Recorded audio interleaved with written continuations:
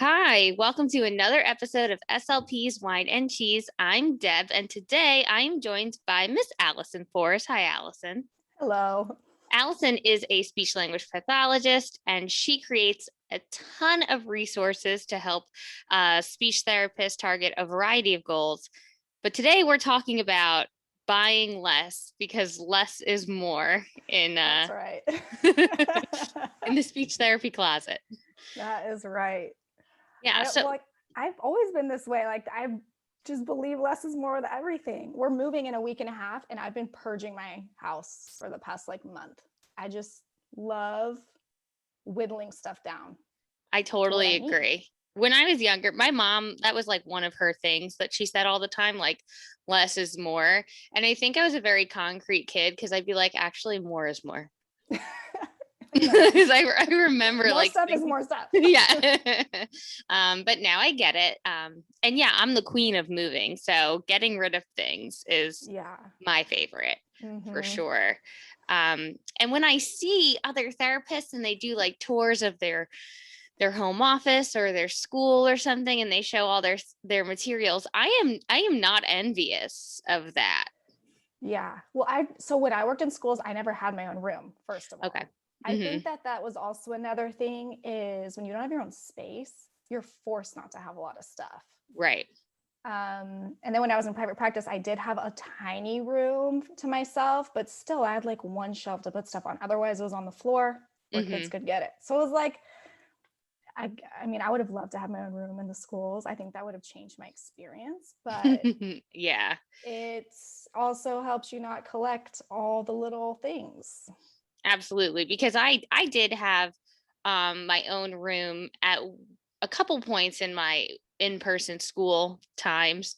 And when I did have my own room, I did start gathering more things. But for the most part, I'm a pretty simplistic therapist. I use a lot of plain paper and Sharpies. And then that paper ends up going in the folder or home with the kids. So I try not to hold on to too much. So how do you manage to have less?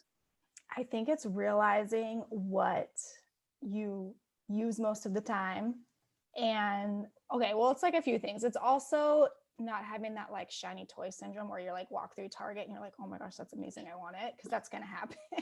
Right. You're gonna see lots of cool stuff all the time, but being really controlled about what you buy. So kind of my buying rules, I guess, are, is this something I can target multiple goals with? How many different ways can I use it? And another one is, so multiple goals or students. Is it something you're going to hold on for years, or is a toy with a bunch of tiny parts and you're those are going to get lost? Right. It within 6 months, and then exactly. it's going to be useless. Yeah. So thinking about it in that way, how you're going to use it, how many goals, how many students, is it going to hold up well? Is it going to fit in your storage space? Things like that. So those are kind of what I think about. This is super. I am not a dollar spot person or dollar Me store neither. person. I am not, which I feel is so counter what I've all the things you see all the time. Oh yeah. I totally agree. All I see is a bunch of little plastic toys that I'm going to throw away in a year, Yeah. And now in these times, even if you have them, they're a bunch of little plastic toys that you have to clean. Yeah. And sometimes occasionally the dollar spot has something really good. I'm not hating on the dollar spot. I seriously always look. It's right there. You look. Yeah. Well, actually, Brooklyn Target does not have that dollar spot. Oh, really? No, it doesn't. It's probably a smaller Target. It is a bit smaller, but I think that they're just this is Brooklyn and we don't give anything away for cheap. Yeah. But maybe less kids. I don't know. I see it in Jersey and stuff, so I know it exists and I see it on Instagram.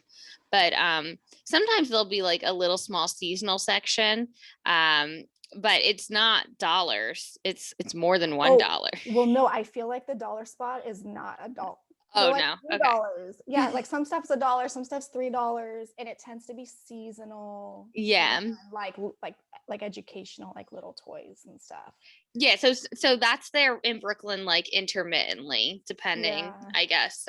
But it's not there as consistently as I think it is in other states. Do you use sensory bins, or did you, where when you were in person? Yes. You did. Yes. Hmm.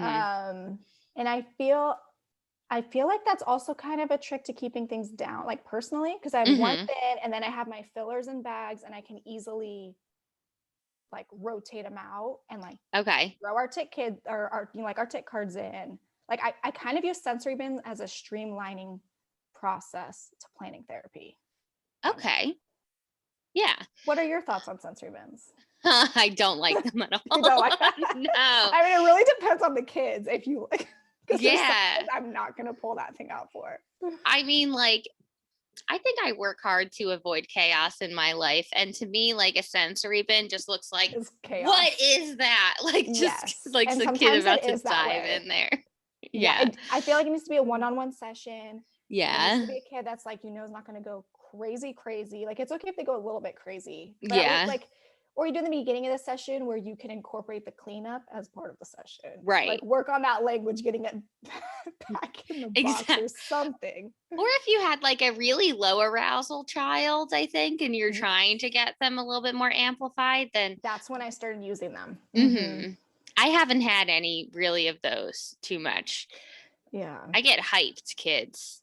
Well, if they're already like energy through the roof, yeah, you probably don't need to add like that type of thing. Yeah. Like sensory or like, yeah. It looks cool though. I like the look of them when I see them on Instagram, but I just know, you know what? I think that what's important, and it's important when you're thinking about less is more, you can also think like that's for them and it's not for me. Some things Yeah. are not for me. And not Some everything things are works for not every for you. therapist or No. kid. Yeah. And actually, that is a good point in thinking about less is more, because the longer you're a therapist, the more you get like you understand yourself as a therapist and you feel Hmm. more comfortable in therapy. So you know how to whittle down your toys or like what to buy and what you're going to use. Because in the Right. beginning, I think every therapist goes and buys all the things, right? Like your Right. first year, you're just buying all the things because you're like, I need stuff. Right. And they just think like, I want to be prepared, not just prepared, but Yes. over prepared. And Yes. so I want to be sure I have all this stuff. I joked in my last presentation that I did for, I think it was South Carolina Speech and Hearing Convention. And I was like, because I started talking about intrinsic motivation, and I was like, I bet if this whole convention was a drinking game and you guys drank every time you heard intrinsic motivation, like everybody would have been wasted by now. Because I know everyone talks about it a lot. But when I talk about it, I'm like, I think you should think about not just the child's intrinsic motivation, but your own. I'm not intrinsically motivated to use toys, games. And if I see a game or a toy, like I bought, do you know that fishing game that spins around and the pieces come up? So I bought a version of that that's Toy Story Aliens, and I was like, I'm gonna like this game. So cool. I bought that game and then I used it a ton. It's actually still at the school that I've never gone back to since March 12th, 2020. So you haven't even like cleaned out your room or gotten anything? No, they haven't let us. I went because I used to live in walking distance of the school. So I did go to the school one day to go get a couple things, but I was like on foot and I was holding stuff. So I couldn't grab that much. I think I only took my guitars. Oh, yeah. So everything, I don't even know. It's just, that's crazy. And it was all like pushed and piled and stuff. So they didn't leave everything like a ghost town. A janitor came in there and did stuff, but yeah, I don't know if I'll ever see that game again. So insane. I got its use out of it though. Game. But yeah, so I think like what you said, you can after a while look at things and be like, okay, like how often am I going to want to pull this off the shelf? Like, am I going to have a negative association with this toy or a positive one? Are kids going to request it often? Am I going to want to use it? And how like dynamic is it in terms of therapy? Yeah. And the thing is, like, if you're bored in a session, your kids are bored. So along those lines of what interests you, what are you going to have fun with? I personally cannot stand Candyland. I think I've played that game one too many times. I don't want to play that in therapy. Like, unless a kid loves it, like, no, that's not going to be happening in my session. But some therapists love Candyland. So Right. figuring out your, like, your interests, what you like to do, how you like to do therapy. There's styles to everything. And it super depends on the population you're working with, right? Like what your go-to materials are. Yes. So it can kind of change, like, depending on your career, and if you're in schools or private practice or like a SNF or the hospital, like things, it just changes. Right. So if you invest in too much, then you're not going to maybe have the long life use out of it than you think you're going to. What was I just going to say? So like I like to use chutes and ladders though, because I think it helps kids cope with disappointment. Because kids get, when you end up going down those chutes, they're just like, no. That's true. Coping with disappointment, but you're not like, you didn't lose the game. Right. Not yet. Not yet. But you're probably gonna. So what like were your go-to materials in the schools? Well, what ages were you working with? So I'll talk about this past year before, I guess I can do like before COVID and then during. So I honestly will try to use, if in the schools, in the elementary setting. So I was in a special needs school. So I was doing like 50-50 push in and 50-50, like 50 pull out. So I really tried to use the language and materials that was used in the classroom, because these kids only qualified for this program because they weren't successful in gen ed. So I was really trying to like carry all that stuff over. So for me, I would really use like classroom materials, and then like something that I drew, and then something like a positive reinforcement in some way. So like a game if I had it, but I really only cycled through a couple games because like I mentioned, I'm just like really not motivated to play games. So I like card games, and I like to use joke books and karaoke machines and instruments. That's fun. So when I get things for speech, I tend to use things that are crafty or parts of a whole or musical. So, and big parts too, like you mentioned, small parts that will just get lost, don't work. But like things like Legos, like, you earn a piece every time and then you're ultimately trying to build something. So they're not just like taking it apart and putting it back together when you're still trying to work. Those would be pretty much, those are my standards. Parts of a whole, crafts that can get used up and taken away, and instruments that are just fun to use. And I don't get tired of them, and I don't think kids do either. Yeah. What about you? So what's interesting is like, I'm not a craft person. I'm not musical. Like I hate It's not singing. for you. So like, you're like, what works for you doesn't work for me. And that's like a great lesson in like the world of the therapy world, right? Like, so for me I would say like in early intervention or even like preschool, it's a lot of just like open-ended toys. I'm all about the open-end, like the toy farm, the playhouse, bubbles, cars, like any type of vehicle with wheels. And also just like a whiteboard with a whiteboard marker. Something you can just like whip out and write something, draw something, the kid can draw something. So that's like, like thinking a little bit older, like a whiteboard or dice. Really these are all good investments that can be used in all different ways. For early intervention, I like all those toys where it's a container where you put pieces in. So like there's the fish tank with the fish and the colors. There's the cookie jar with the numbers. There's like a chicken one with eggs, and there's a pig with coins. So those, I like those a lot because kids will keep wanting more. And then they figure out how to open the big part and get the big piece, get the pieces out. But those I think are good investments. And perfect for those like cause effect and those first words or like modeling signs, things like that. Right. More put in. In, all done. All that stuff. Yeah. So you mentioned that you read a book that kind of like changed your perspective on purchasing, the That's right. 80/20 principles book. What's Yeah, that? I almost forgot to talk about this. Okay, so Yeah. I just finished this book. Okay. And so when thinking about this topic, I was like, oh my gosh, that fits perfectly with this topic. So the book's called The 80/20 Principle. And it's it like another name for it is the Pareto law, I think. Mm-hmm. And the principle is essentially that 80% of work we accomplish, or like 80% of consequences come from 20% of causes. If that makes sense. And this like applies to everything in life. The book is primarily business focused, but So it's saying like a small amount of things cause all the problems. or Okay. solutions or like Okay. anything. Yeah. Okay. So like applying to anything, like even carpet. So you think that you walk on 20% of your carpeted surfaces 80% of the time. Right.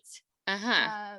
Or okay, well, like applying it to speech materials, you use 20% of your speech materials 80% of the time. Oh yeah, 1,000% on that. Yeah.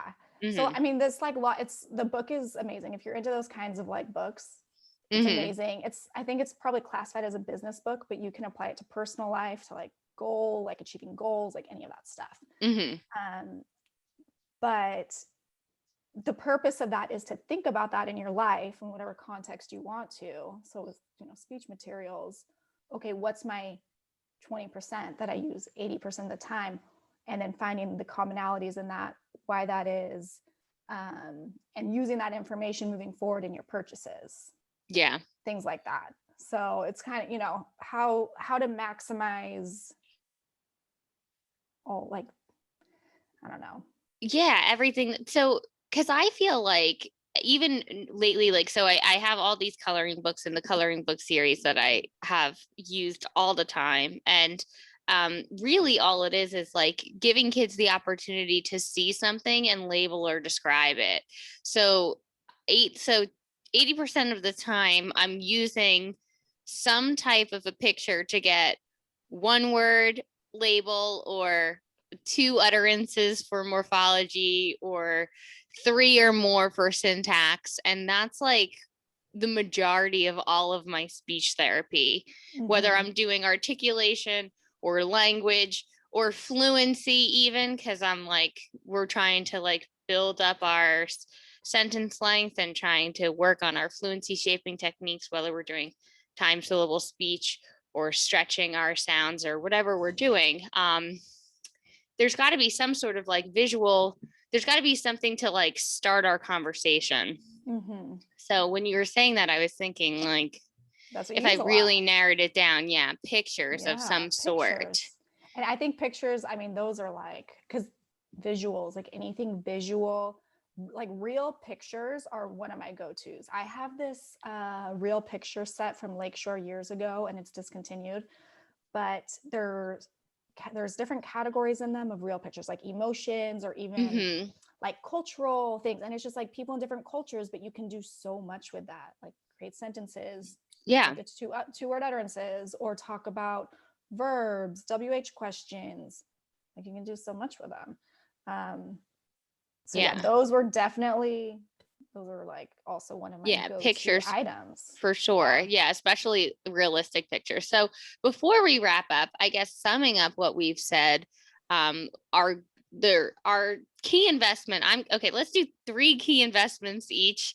I'll go first. So I'm going to go with, like I mentioned, those early intervention toys, cause effects put in things. There's like the pig, the fish, they're Fisher Price toys.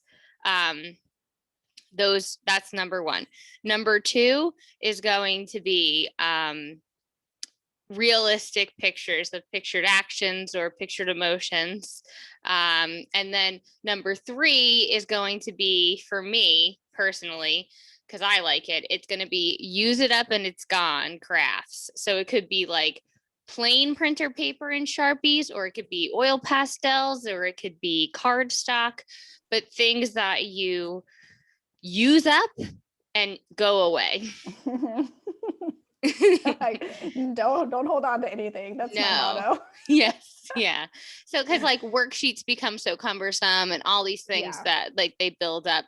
So it's like if you can integrate your speech into a craft, then you've got like a concrete representation of what you did in speech. They have something to be proud of, and it's out of your sight when it's done. Yeah, take that home.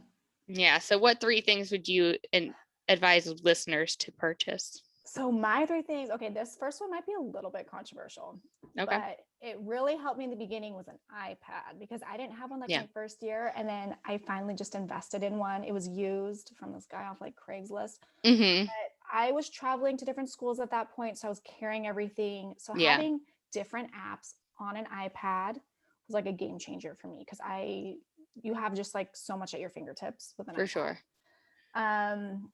2, I would say, yeah, like that playhouse or like toy farm, that type of thing. Mm-hmm.